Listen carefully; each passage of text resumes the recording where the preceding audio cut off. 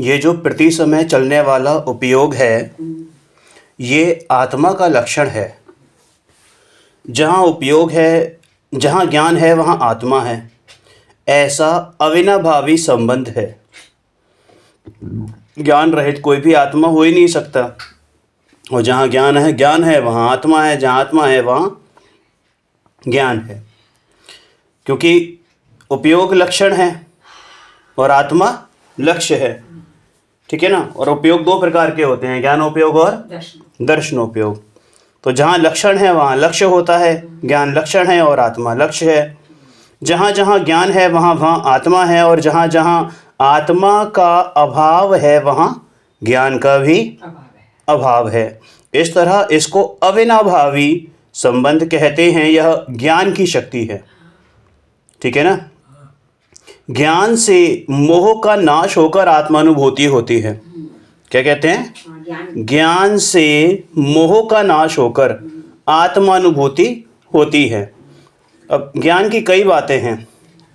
एक तो ज्ञान आत्मा का असाधारण गुण, स्वयं पर प्रकाशक। ठीक है ना। और दूसरा हमारे मतलब कहना चाहिए निर्णय में कौन सा आई कि ज्ञान सहाई है ना। क्योंकि ज्ञान से ही सारा फैसला होता है।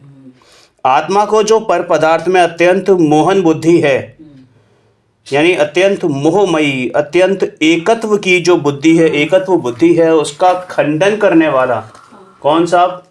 ज्ञान साहब है ना। उसको समाप्त करने वाला ज्ञान ही है। क्योंकि वो जानता है कि ये संपूर्ण पदार्थ जितने भी दिख रहे हैं या नहीं भी दिख रहे हैं, लेकिन मुझसे जुदा हैं, सब पराए हैं, इनमें मेरा कुछ भी नहीं है, मेरा अधिकार नहीं है। कुदरत का ही ऐसा नियम है। यहाँ तो एक गणराज्य है। गणराज्य यानी कि ये कौन? डेमोक्रेसी। क्या होता है डेमोक्रेसी? स्वतंत्रता नहीं, वो तो अलग चीज हो गई। अब ऐसे तो कई स्वतंत्र देश हैं जो डेमोक्रेट नहीं है ना। लेकिन डेमोक्रेसी का मतलब गणराज्य, जिसमें कैबिनेट्स होती हैं। कैबिनेट का मतलब अलमारी एक तरीके से है ना। एक सरकार और उनके अलग अलग कैबिनेट्स। तो वो कैबिनेट क्या होते हैं कि अनंत गुणों की कैबिनेट है और उन सबके अपने अपने कार्य हैं। समझ में आ गई ना बात? हर गुण का क्या है? अपना अपना कार्य है। हर पदार्थ का अपना एक साम्राज्य है। हर पदार्थ अपने आप में क्या है? अपने आप में एक पूर्ण साम्राज्य है, गणराज्य है ना। और हर साम्राज्य का अपना, यानी हर गणराज्य का अपना अपना कार्य है। हर पदार्थ परमेश्वर है, ये ज्ञान ही जानता है। नहीं समझ में आ गई बात? देखो, एक पदार्थ, कोई सा भी पदार्थ ले लो, उसमें अनंत गुण, और वो गुण जो हो गए वो डिपार्टमेंट हो गए, अपना अपना कार्य कर रहे हैं, है ना। और एक दूसरे से निरपेक्ष है, एक दूसरे से हाँ निरपेक्ष है। ठीक है ना। और उन सबका धारी कौन? एक द्रव्य, एक पदार्थ। तो वो क्या है? अपने आप में एक गणराज्य है, साम्राज्य है। यानी कि प्रत्येक पदार्थ अपने में परमेश्वर है, ईश्वर है। गुरुदेव कहते थे ना कि पर ये चिदेश्वर, वो जडेश्वर है ना। पूरी शक्तियां उसकी। उसमें भी अपनी पूरी शक्तियां हैं। हाँ, ये पदार्थ न्यारे हैं, ऐसा बताने वाला जो ज्ञान है वह सबको न्यारा जानकर, न्यारा करके नहीं, न्यारा जानकर। क्योंकि न्यारे तो वो है ही, करता कुछ नहीं है, केवल बताता है कि हाँ। ज्ञान स्वभाव से और आत्मा के स्वभाव से जो न्यारे हैं, उन सब से पृथक होकर आत्मलीन हो जाता है, आत्मा की ओर ढल जाता है, तब संवेदन होता है। उसी का नाम क्या है? अनुभूति है। शुद्धात्मा अनुभूति है, और शुद्धात्मा की अनुभूति का ही दूसरा नाम मोक्ष मार्ग है। शुद्धात्मा अनुभूति केवल एक ही मोक्ष मार्ग है, दूसरा नहीं है। यही ज्ञान का असली कार्य है। देखो, आत्मा अनुभूति में 3 लोक और 3 काल का ज्ञान हो गया। असली काम तो यही हुआ। ज्ञान सिर्फ जानता है। किसको जानता है? अपने को जानता है। अब अगर बात कहें तो पर को भी जानता है। है ना, क्योंकि स्वयं पर प्रकाशक शक्ति है ना ज्ञान में। रह के जानता है पर हाँ ठीक है ना, लेकिन अकेले 6 द्रव्यों को जानना इसका नाम ज्ञान नहीं है। समझ में आ गई ना बात? हाँ। ये वास्तव को जाने तब 6 द्रव्यों की बात आ जाएगी। अपने आत्मा को जाने हाँ तब 6 द्रव्य अपने आप ज्ञान में सही रूप से जानने में आते हैं। ट्यूबलाइट का एग्जाम्पल आता है ना कि भाई जब ट्यूबलाइट अपने को सही तरीके से जलेगी, अपने आप में सही, अगर वो loop loop loop loop loop loop करती रहे तो सारे पदार्थ भी ऐसे ढंग से नहीं दिखाई देंगे। जब वो स्वयं में पूर्ण प्रकाशक हो, हाँ, जब स्वयं में वो पूर्ण तेज पुंज होगी, अपना पूर्ण प्रकाशवान होगी, तब जो पर पदार्थ है उसमें झलकेंगे। समझ में आ गई ना बात? आईना जितना साफ होगा उतनी ही स्पष्ट वस्तुएं उसमें दिखाई देंगी। वैसे ही ज्ञान जब अपने आप को जानता है, ठीक है ना, तो ही वास्तव में कहा जाता है कि वो क्या है, तो वास्तव में वही ज्ञान है ना।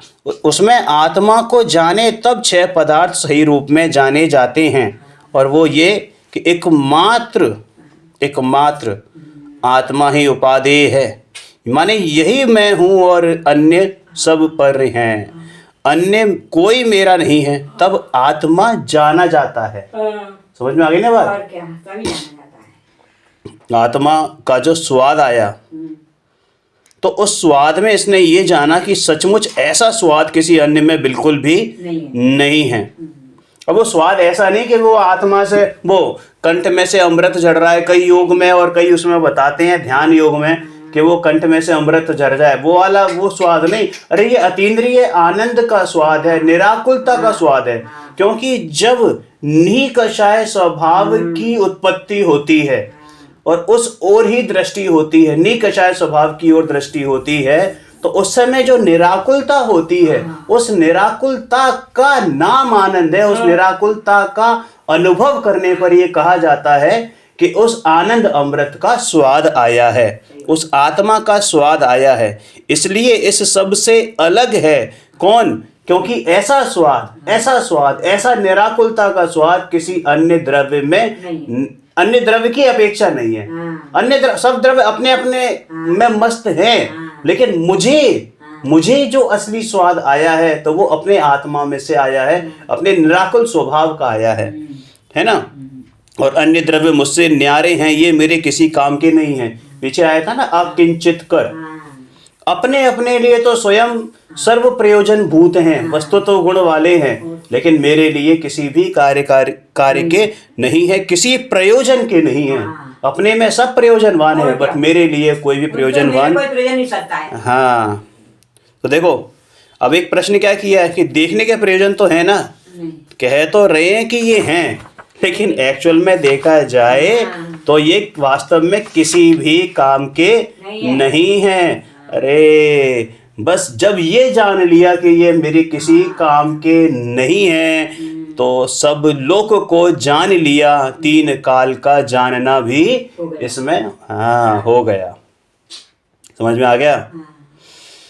देखो, ये पदार्थ अलग अलग करके जाने नहीं जाते, जानने में विस्तार करना भी नहीं चाहिए, क्योंकि पदार्थों में अगर ज्ञान का विस्तार किया जाए तो वो ज्ञान बर्बाद होगा। और क्या, बर्बाद ही होगा, वेस्ट होगा। बताओ कैसे? और क्या, एक ज्ञान में जाएगा, ज्ञान है ना, अपने में लगेगा तो बढ़ के निकलेगा, और उसमें जाएगा तो बट के तो खंड रूप आएगा। क्यों? कारण ये भी है कि भैया तुम्हारे जब मालूम है कि वो जो पर में ज्ञान गया है वो मेरे किसी काम का नहीं है, तो बर्बादी है ना। आप कहाँ पैसे इन्वेस्ट कर रहे हो, कहाँ अपनी बुद्धि इन्वेस्ट कर रहे हो, इस बात का भी तो देखा जाता है ना कि भाई आपने पैसे अपने सही जगह इन्वेस्ट किए तो वो आपके काम के आएंगे, आपको भविष्य में काम देंगे। और आप अनर्गल चीजों में इन्वेस्ट कर रहे हो तो वो वेस्ट ही है। तो ऐसे ही ज्ञान को पर पदार्थों की बुद्धियों में लगाना, it is just the wastage of our ज्ञान, क्योंकि इसका कोई फायदा नहीं है। यहाँ तो ज्ञान अगर कम है, थोड़ा है, तो उस संपूर्ण ज्ञान को बस जितना भी है, कम से मतलब ये नहीं, हम क्षेपशम ज्ञान की बात नहीं कर रहे, जितना भी ज्ञान सामान्य है, जितना भी है, चाहे वो क्षेपशम रूप ही क्यों ना हो, लेकिन उसको अपनी तरफ लगाना है, सही जगह लगाना है। अपने आत्मा में अगर उड़ेल दिया जाए वो केवल ज्ञान का रूप ले लेगा। तो वो पूर्ण उद्यम से, वो भी पूर्ण मतलब अपने 100% डेडिकेशन के साथ, 100% डिवोशन के साथ। तो देखिए दो बातें चीज क्या की है यहाँ पर इन्होंने, दो बातें बहुत इंपॉर्टेंट हैं कि एक तो संपूर्ण ज्ञान, संपूर्ण ज्ञान से मतलब जितना भी ज्ञान प्रकट है सारा का सारा, और दूसरा संपूर्ण उद्यम से यानी 100% डेडिकेशन के साथ, संपूर्ण प्रयत्न से, संपूर्ण श्रम से, सारे पुरुषार्थ से उसे केवल आत्मा में उड़ेल दिया जाए तो यही क्या हो गई, सर्व सिद्धि हो गई। क्या हो गई, सर्व सिद्धि हो गई। तब निर्विकल्प वेदन होता है और इसका जो वास्तविक इष्ट है ना, इष्ट इष्ट, ठीक है ना, देखो इष्ट तो अज्ञानी का भी सुखी होता है। इष्ट किस सुख, इष्ट का मतलब क्या कि जो आपको अच्छा, जिस चीज में आप सुख देखो, तो अज्ञानी भी तो सुखी चाहता है ना, लेकिन उसका सुख तो झड़क है, वो भी सुख चाहता है। हाँ, वो भी सुख चाहता है, लेकिन उस स्वयं संवेदन में जो सुख है वो एक्चुअल में वास्तविक सुख है। वो एक्चुअल नहीं आएगा कहाँ। अब कारण ये है कि उस सुख में निराकुलता नहीं है, और जो पर द्रव्यों में, पर भावों में जो हम बुद्धि लगाते हैं उनमें निराकुलता है, सॉरी उसमें आकुलता है। इसमें आकुलता नहीं। हाँ, यहाँ पे शांति है और वहां पे अशांति है। जहां अशांति होती है ना, किंचित मात्र भी अशांति होती है, वहां आपको सुखाभास तो लग सकता है, लेकिन अतीन्द्रिय या अनंत सुख प्रकट नहीं हो सकता। उसी को सुख कहा गया है जहां निराकुलता होती है।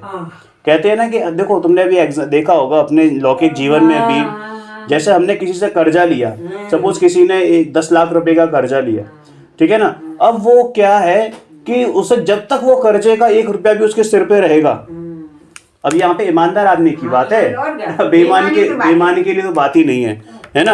अब उसने अगर 1 रुपए का भी कर्जा रहेगा तो उसको रातों को नींद नहीं आएगी, लेकिन जिस दिन उसका वो आना पाई उसने चुका दिया, तुम देखना वो क्या कहता है, एक सर पे से बहुत बड़ा बोझ उतर गया। समझ में आ गई ना, यानी कि वो क्षणिक भले से वो मतलब वो मानता है कि मैं अब निराकुल हुआ, मेरी आकुलता चली गई, तो वो उस समय को क्या मानता है कि मैं आज की डेट में सुखी हूँ क्योंकि मेरे सिर पे कोई कर्जा नहीं है। तो ऐसे ही है ना, मतलब मैं ये सिर्फ दृष्टांत है, इसको ऐसे नहीं लें कि मतलब वो सुख है एक्चुअल में, ठीक है ना। लेकिन अगर अंदर देखें तो जहां पर कषाय नहीं है, निकषाय स्वभाव है, निकषाय, तो वो निराकुलता जो है वही उसकी का नाम आनंद है, उसी का नाम आनंद है, उसी का नाम सुख है।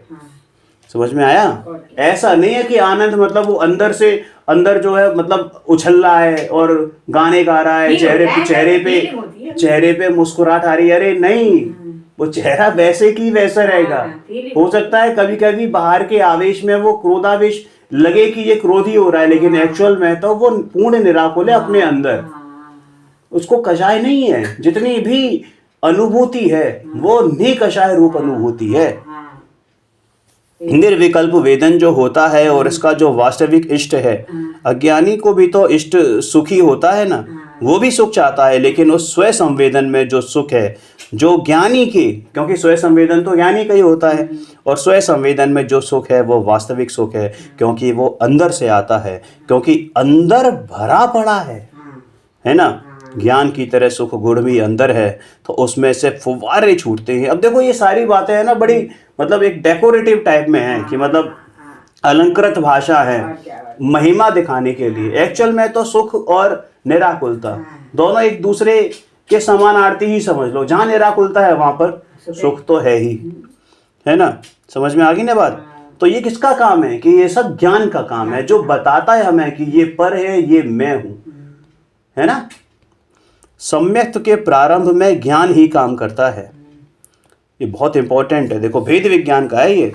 जब ये निर्विकल्प दशा, यहाँ बात आ जाओ इधर ही, जब ये निर्विकल्प दशा और सम्यक दर्शन होने का प्रारंभ होता है ना, मतलब जब ये निर्विकल्प दशा और सम्यक दर्शन होने का प्रारंभ होता है तो उसमें सबसे पहले ज्ञान ही सारा काम करता है। मतलब सबसे जो कहना चाहिए ना कि सबसे बड़ा डिपार्टमेंट वैसे तो सभी डिपार्टमेंट अपना अपना काम कर रहे हैं, अपना अपना KRA सबका है ना, कार्य क्षेत्र है, अधिकार क्षेत्र है, लेकिन ज्ञान जो है मतलब कहना चाहिए कि हेड बना हुआ है, हाँ, हेड बना हुआ हेड बना हुआ है ना, क्योंकि सब काम ज्ञान मैं से ही हाँ, क्योंकि ज्ञान के बाद ही सारे काम शुरू होते हैं। हालांकि सब अपने अपने इंडिपेंडेंट है, ज्ञान किसी में हस्तक्षेप नहीं करता, सुख में हस्तक्षेप नहीं करेगा, किसी में हस्तक्षेप नहीं करेगा, लेकिन ये ज्ञान से शुरू होती हैं सारी चीजें, है ना, क्योंकि ज्ञान ही सारा काम करता है। और जितना भी ये भेद विज्ञान है, ज्ञान में भेद, हुआ। हाँ, भेद विज्ञान तो है ही ज्ञान के काम, ज्ञान का तो वो भेद तो स्वाभाविक है, वो तो पड़ा है, लेकिन उसका विज्ञान माने क्या, विशेष ज्ञान, उसका क्या, विशेष ज्ञान, है ना। विशेष ज्ञान का अर्थ ये देखो बहुत इंपॉर्टेंट है ये, हाँ, विशेष ज्ञान का क्या? विशेष ज्ञान, क्योंकि अभी तक क्या है कि हम वेद विज्ञान वेद विज्ञान वेद विज्ञान पूरे अपने में संपूर्ण क्या है? जैन दर्शन पढ़ लिया, वेद विज्ञान वेद विज्ञान वेद विज्ञान, लेकिन वेद विज्ञान का अर्थ ही आज तक समझ में नहीं भारी पाया, बार लिया आपने। भारी बार से। मतलब मेरी ये भी कभी हो गए 3-4 दिन पहले, एक है बड़े मतलब स्वाध्याय जी हैं, हाँ। और बहुत ही मतलब कहना चाहिए कि वो मानते हैं कि मैं मतलब वो स्वाध्यायी हैं, अच्छा। है ना, 25-30 साल हो गए स्वाध्याय करते करते। उनसे पूछा वेद विज्ञान का अर्थ क्या है ना। अब उन्होंने, मैं बताऊंगा नहीं उन्होंने क्या क्या बोला, लेकिन वो जो अर्थ था बड़ा ही ऊपर, ऐसा लग रहा था कि जैसे शास्त्रों की भाषा रट ली है और वो बोल रहे हैं, लेकिन एक्चुअल में जो देखो उन्होंने, बाबूजी ने कितना बढ़िया खुलासा किया है कि ये पराये हैं इतना मात्र कहकर ना रह जाए। अरे हर किसी से पूछोगे, उन्होंने भी यही जवाब दिया था कि स्व स्व स्व पर ये भेद विज्ञान है, ये स्व को स्व जानना और पर को पर जानना, ये भेद विज्ञान है। अरे भाई बात ये है कि ये पराये हैं इतना मात्र कहकर ना रह जाए, लेकिन ये पराये हैं तो उनसे मुड़ कर और स्व का अवलंबन लेकर उसका वेदन कर ले तो वो विज्ञान कहा जाता है। वो विज्ञान। हाँ, वो विज्ञान विशेष ज्ञान कहा जाता है, वरना तो सामान्य ज्ञान सबके पास है। हाँ, सामान्य ज्ञान का सबके पास। समझ में आ गई ना। छोटे से छोटा बच्चा भी जानता है कि ये मेरा है और ये तेरा है। तेरा मेरा तो बच्चा जो होता है ना 2 साल का 3 साल का बच्चा, वो भी जानता है ये मेरा है तेरा है। उसके अपने खिलौने को वो देता नहीं है किसी को, किसी को नहीं देता।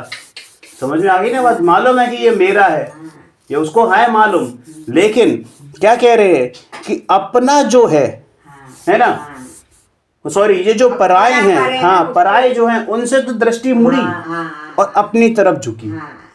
अब पहले 36 का आंकड़ा था, अब 63 का हो जाएगा। अब 36 और हाँ, मतलब पहले एक दूसरे की तरफ झुके हुए थे। हाँ, बिल्कुल, हाँ मतलब पीठ, हाँ अपनी तरफ, हाँ तुमने, इसमें भेद विज्ञान है ना, हाँ तो वो 63 में बदल जाएगा अब। हाँ, है ना। वरना तो सामान्य ज्ञान सबके पास है, लेकिन विज्ञान क्यों है वो? विज्ञान माने क्या होता है? विशिष्ट ज्ञान, विशेष ज्ञान। उसकी विशेषता क्या है कि ये तो जाना कि पर है, लेकिन इससे फायदा क्या हुआ भाई कि पर पदार्थ है और पर है, ये तूने जाना कैसे? अरे जब तक स्वयं को नहीं जाना, अपनी सत्ता को नहीं जाना, अपने अस्तित्व को नहीं जाना, तब तक पर का ज्ञान हुआ कहाँ? अभी तक तो गोलमाल ही चलती रही, गोलमाल ही चलती रही। अरे अपनी सत्ता को नहीं जाना तो ये पराया है, ये कैसे जानेगा? जब तू स्वयं को नहीं जानेगा तो पता लगा कि तू आत्मा को भी परी समझता रहेगा। इसलिए भेद तो सारे विश्व में स्वाभाविक पड़ा है। आत्मा के भीतर भी जो भेद है ना, भेद वो स्वाभाविक है। इसी तरह जगत में जो 6 द्रव्यात्मक भेद, चाहे वो जीव जीव का भेद हो, वो भी स्वाभाविक है। ज्ञान भेद को करता नहीं है, ज्ञान भेद को करता नहीं है, लेकिन जो भेद है, जो अंतर है ना, उसमें जो विशेषता है, जो फर्क है, जो डिफरेंस है, उसको मात्र जानता है, उसको मात्र जानता है। समझ, हाँ, भेद करेगा क्यों? भेद तो बोलते हैं ही, भेद है भेद तो है ही, लेकिन वो भेद को मात्र जानता है। वही सम्यक ज्ञान है, वही सम्यक ज्ञान है। देखो ये जीवन का मंगलाचार है कि जब सम्य दर्शन होता है तो ये सारी भूमिका ज्ञान साफ करता है, और ये सारा का सारा प्रयास अज्ञान दशा से शुरू होता है। अभी कोई कहे कि तुम रे अज्ञानी हो, तुम्हें ये भी नहीं मालूम। अरे भाई, अभी ज्ञान प्राप्त करने के लिए, ज्ञानी होने के लिए ही तो अज्ञानी से पहले क्या दशा है? अज्ञानी है। अज्ञानी है ना। और जितने भी निर्णय होते हैं, जितने भी भेद विज्ञान होते हैं, कहाँ चलते हैं? अज्ञान दशा में अज्ञान दशा में चलते हैं। और क्या? भाई सम्यक दर्शन का भेद विज्ञान, सम्यक दृष्टि का भेद विज्ञान, वो अलग दिशा, अलग कहानी है, वहां से अलग चीज है। भेद विज्ञान तो तब तक रहता है जब तक कि केवली नहीं बन जाता, क्या? तब तक भेद विज्ञान चलता है। तब तक कोई ये कहे कि साहब समय दर्शन के बाद क्या भेद विज्ञान करना है, कि जिंदगी भर सम्यक दर्शन होने के लिए भी सम्यक दर्शन करना पड़ेगा। सम्यक दर्शन होने के लिए भी सम्यक दर्शन पहले करना पड़ेगा। दर्शन होने के लिए समय दर्शन करना पड़ेगा। हाँ, पहले सच्ची समझ पैदा करनी पड़ेगी। अरे सच्ची समझ तो करनी पड़ेगी। अब ये मैंने बोला, तुम क्या बोल रही हो? मैं ये बोल रहा हूँ कि जो भेद विज्ञान है, वो कोई ये कहे कि सम्यक दर्शन से पहले भेद विज्ञान होता है, सम्यक दृष्टि क्यों भेद विज्ञान करेगा? क्या उम्र भर, क्या सारे भव क्या भेद विज्ञान ही करता रहेगा? कि हाँ, जब तक उसका ज्ञान में स्थिर नहीं हो जाए परमानेंटली, तब तक वो भेद विज्ञान चलता रहता है। कईयों के आता है प्रवचन में ये चीज कि वो सम्यक दृष्टि को थोड़ी भेद विज्ञान होता है, वो तो भेद विज्ञान का फल है। नहीं, वो भेद विज्ञान का फल है, वो अलग चीज है। लेकिन सम्यक दृष्टि को भी भेद विज्ञान होता है और लगातार चलता है जब तक कि ज्ञान में स्थिर पूर्णतः ना हो जाए, यानी केवल ज्ञानी ना बन जाए, सर्वज्ञ ना बन जाए, अरिहंत ना बन जाए। चाहे वो 10वें गुण स्थान में हो, चाहे 11वें गुण स्थान में हो, चाहे 12वें गुण स्थान में हो, भेद विज्ञान की धारा चलती है। धारा चलती रहती है, धारा लगातार निरंतर चलती रहती है। वो बात अलग है कि वो जो सातिशय परमत्त से लेके और उसके ऊपर जितनी भी श्रेणी चढ़ेगा, वो सब निर्विकल्प दशा होती है, बिल्कुल 100% निर्विकल्प दशा होती है। ठीक है ना। तो अज्ञान दशा के दो भेद जानने चाहिए।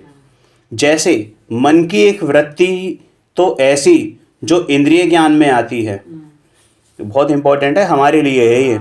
अज्ञान दशा के दो भेद, मन की एक वृत्ति ऐसी जो इंद्रिय ज्ञान में आती है। पंचेंद्रिय और मन के द्वारा ज्ञानी जो जानता है, वो सारा का सारा ज्ञान इंद्रिय ज्ञान कहलाता है ना। इंद्रिय ज्ञान का अर्थ ये कि इंद्रियों के होने पर उनसे पृथक रूप से, उनकी सहायता के बिना होने वाला जो ज्ञान है, उसे इंद्रिय ज्ञान कहते हैं। नहीं समझ में आई बात? देखो क्या लिखा है। इंद्रिय ज्ञान का अर्थ ये कि इंद्रियों के होने पर उनसे पृथक रूप से, उनकी सहायता के बिना होने वाला जो ज्ञान, हाँ, बेसिकली जो बात है ना, वो ये है कि इंद्रियों की सापेक्षता ना हो। इंद्रियां हैं लेकिन इंद्रियों की सापेक्षता ना हो, और जो अपने सहायता के बिना होने वाला जो ज्ञान है, वो इंद्रिय ज्ञान है। देखो अभी सुनते हैं और क्या कहता है आगे, कि जैसे सितार वादक आदमी है, जब आदमी सितार वाला होता है, मतलब क्या कि आदमी उसे कहते हैं जिसके पास सितार हो। ऐसा है क्या? नहीं सुना तुमने? देखो जैसे कोई सितार वादक आदमी है, हाँ, वह आदमी सितार वाला होता है। मतलब आदमी है इसलिए सितार वाला है कि आदमी उसे कहते हैं जिसके पास सितार हो, है ना। लेकिन किसी के पास सितार है और वो सितार की सहायता से गाता है, गाता तो कंठ से है, लेकिन कहते क्या है कि सितार से गाता है। तबला वादक जैसे वो थे जाकिर हुसैन, तबला बजाते थे, या कई ऐसे, जैसे अरिजीत सिंह है, उसके हाथ में हमेशा गिटार रहता है, तो उसे गिटार वाला कहते हैं, लेकिन गाता तो वो अपने गले से ही है ना। लेकिन वो ज्ञान इतना, अब देखो उसी तरह इंद्रिय ज्ञान माने जो इंद्रियों के होने पर जानता है, लेकिन वो ज्ञान इतना कमजोर है, जैसे एक वृद्ध आदमी लकड़ी के बिना नहीं चल सकता, तो हम कहते हैं कि ये लकड़ी से चलता है। लेकिन क्या लकड़ी उसे चला रही है?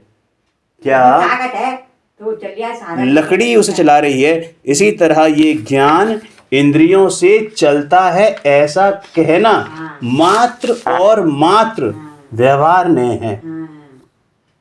कहना इसका नाम व्यवहार है और मानना इसका नाम मिथ्यात्व।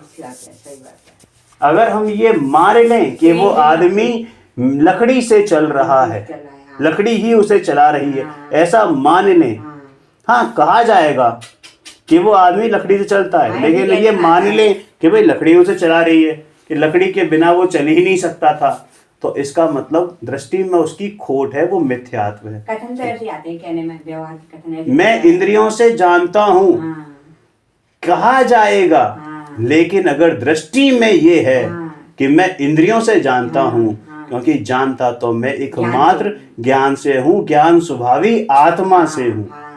समझ में आया ना? और क्या? तो वो जो अगर मैंने ये मान लिया कि मैं इंद्रियों से जानता हूँ तो वो मिथ्यात्व है।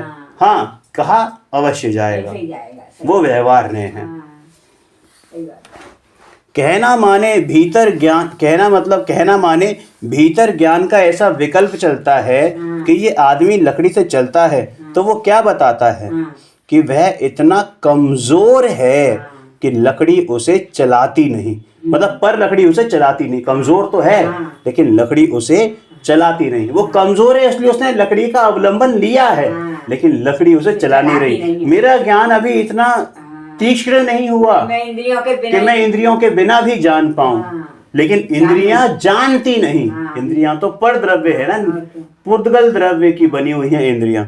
इंद्रियां जानती नहीं, लेकिन मेरा ज्ञान अभी इतना तीक्ष्ण नहीं हुआ, संपूर्ण नहीं हुआ। उसका सहारा लेना पड़ता है। हाँ, तो लेना पड़ता है क्या होती है, मतलब हाँ कह सकती हो व्यवहार न्याय में कि वो लेना पड़ सकता है। क्योंकि मेरी कमजोरी है। हाँ, क्योंकि मेरी कमजोरी है।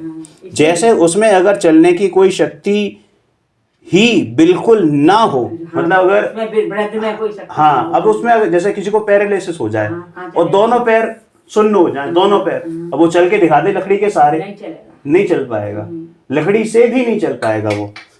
ठीक है ना? कोमा में हो, पैर दोनों मौजूद है, कोमा में हो, चल लेगा नहीं, तो लकड़ी कैसे चलाएगी? नहीं चलेगी। और कोई चलना चाहे, वो कोई चलना ही ना चाहे, भले से चल सकने की सामर्थ्य है तो लकड़ी नहीं चला, तो लकड़ी नहीं चला पाएगी। कोई चलना ना चाहे तो लकड़ी नहीं चला पाएगी, और चल ही नहीं सके, बिल्कुल दोनों ही पैर शून्य पड़े हों तो भी नहीं चला पाएगी। तो अगर वो उठेगा तो गिर जाएगा, लकड़ी थड़ी उठाएगी उसे। लेकिन उसमें ताकत है अभी चलने की, मतलब थोड़ा सा बचा हुआ है अभी, इतनी सामर्थ्य है, उसमें ताकत है अभी चलने की। और उधर लकड़ी का योग यानी संयोग होता है, बस इतना मात्र है। कितना बढ़िया उन्होंने समझाया है कि ये जो इतना भेद और अंतर है ना, इसे अकेले जैन दर्शन का गौरव है। ये अकेले जैन दर्शन का गौरव है। मतलब समझ में आ गई बात कि मतलब लकड़ी तो हो गई ये इंद्रियां, है ना, वो वृद्ध हो गया हमारा ज्ञान, क्योंकि वो अभी क्या अपूर्ण ज्ञान है। अपूर्ण से मतलब ज्ञान सामान्य की बात नहीं है, नहीं। ये बाहरी जो क्षयुक्षम ज्ञान दिख रहा है हमको, हालांकि वो भी मेरा ज्ञान नहीं है, क्योंकि मेरा ज्ञान तो ज्ञान सामान्य है ना? समझ में आ गई ना बात? लेकिन अभी वो इतना कमजोर है ना, कि वो उसे इंद्रियों के सहारे की आवश्यकता है।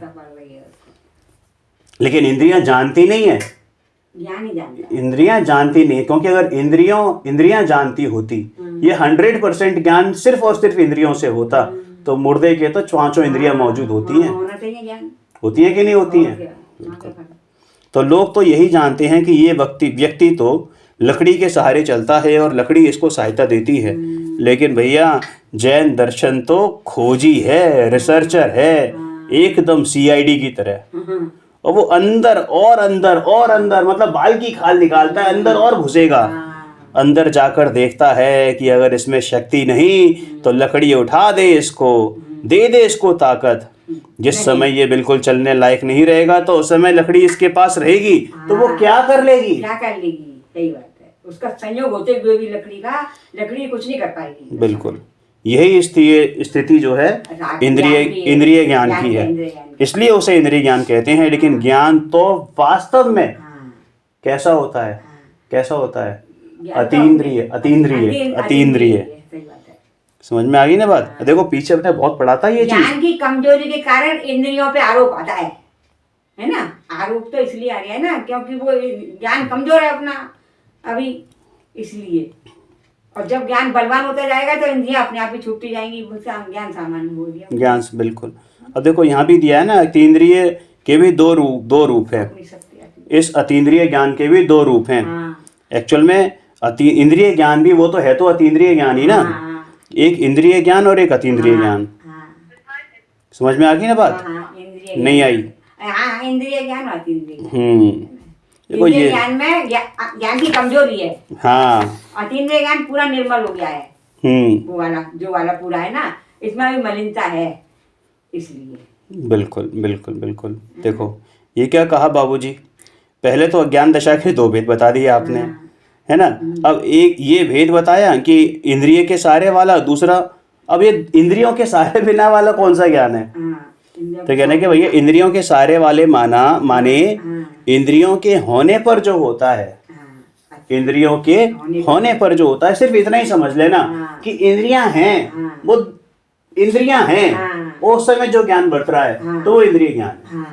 इंद्रियां हैं और उस समय जो ज्ञान बरत रहा है तो वो इंद्रिय ज्ञान है, ठीक है ना। अपन तो वो सारा तो खैर कह सकते हैं, मतलब सहयोग टाइप का कह सकते हैं ना, सहयोग, ठीक है ना। मतलब कुछ भी कह लो, सहयोग कह लो, हेल्प कह लो, लेकिन एक्चुअल में तो वो ज्ञान असहायी है, क्योंकि ज्ञान इंद्रियां उसमें कुछ भी निमित्त पड़ती हैं, निमित्त ज्ञान उसमें हेल्प वैसे नहीं करती कि वो जानने में सहायता कर रही है, नहीं। जान रही है, स्वयं ही कुछ जान रही है, नहीं, वो खुद जड़ है, वो खुद ही जड़ है। हाँ देखो क्या लिखा है, सहयोग आदि सारे शब्द आगम में आते हैं लेकिन कोई सहारा नहीं है, क्योंकि निगोदिया का ज्ञान भी बिल्कुल निरपेक्ष होता है, भले ही वो अक्षर के अनंत विभाग है लेकिन वो एकदम निरपेक्ष ज्ञान है।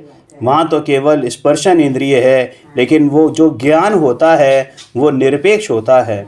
इंद्रिय इसको कोई सहारा नहीं देती, क्योंकि जड़ चेतन को क्या सहारा देगा। माने बिना पढ़ा लिखा व्यक्ति किसी को कैसे पढ़ाएगा भाई, मतलब जो अनपढ़ है उससे कहो तू पढ़ा दे, तो जो इंद्रियां जो है वो अनपढ़ की तरह है भैया, वो कुछ जानती नहीं, वो क्या करेंगी, उनमें ज्ञान है ही नहीं, खुद में अंश मात्र भी ज्ञान नहीं है, क्योंकि वो तो पुद्गल है और ज्ञान मेरा विशेष गुण है ना। तो कैसे उसमें बात बनेगा, जब उसमें ज्ञान ही नहीं है तो वो इंद्रियां सहारा कहाँ से देंगी। और ये कहना और होना दोनों में अंतर आता है। कहना मतलब व्यवहार है और होना मतलब निश्चय है ना। यथार्थ से तो ये है नहीं। पांच इंद्रिय और जो हृदय कमल वाला मन है ना, इनमें कोई ज्ञान नहीं है, हाँ, तो ये आत्मा को सहारा नहीं देते। अरे अपन तो इंद्रिय ज्ञान के भी जो दो भेद किए हैं ना, कि एक इंद्रिय और एक अतीन्द्रिय। पहले तो ये बात जानने लायक है कि सारा का सारा ज्ञान अतीन्द्रिय है, क्योंकि वो इंद्रियों की सहायता से होता ही नहीं है। समझ में आया। अब दूसरा ये कि जो इंद्रिय ज्ञान है वह अन्य विषयों में ही व्यवसाय करता है, यानी वो बहिर्मुखी रहता है। पांचों इंद्रियां तो आत्मा की तरफ झांक ही नहीं सकती। भारी बात खुली हुई है खिड़कियां। बिल्कुल, इनका विषय तो केवल पुद्गल ही होता है। देखो ऐसा होता है ना, घर है, घर में खिड़की है, खिड़की है, अब खिड़की के अंदर कोई व्यक्ति है, वो बाहर झांक रहा है, तो वो खिड़की देख रही है या आदमी देख रहा है? देख तो आदमी रहा है ना।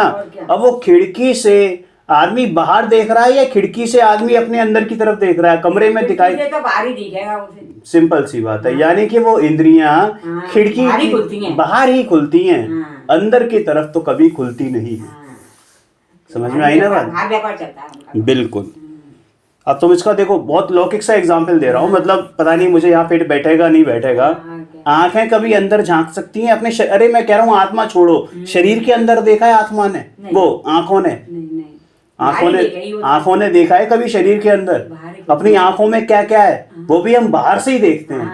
ये आंखें मतलब बाहर ही खुलती हैं। समझ में आ गई ना कि हमारे शरीर के अंदर क्या है, इस आंखों के अंदर क्या है, इस कान के अंदर क्या है, इस मुंह के अंदर क्या है, नाक के अंदर कभी देखा नहीं, कभी देखा ही नहीं, आंखों ने खुद नहीं देखा। समझ में आ गई ना बात? तो इसका विषय तो केवल पुद्गल ही होता है, क्योंकि वही बाहर है। अब रहा मन, तो मन का विषय मूर्त और अमूर्त दोनों हैं। मन का विषय पुद्गल भी होता है, और बाकी ये जो अमूर्त द्रव्य हैं, जीव, धर्म, अधर्म, आकाश और काल, है ना, ये सब इसके विषय होते हैं मन के। इनमें केवल अमूर्त को जानने वाला मन होता है। अब मन को अनिंद्रिय भी कहते हैं, क्योंकि वो इंद्रियों जैसे नहीं होते। वो तो मूर्त और अमूर्त दोनों को जानता है।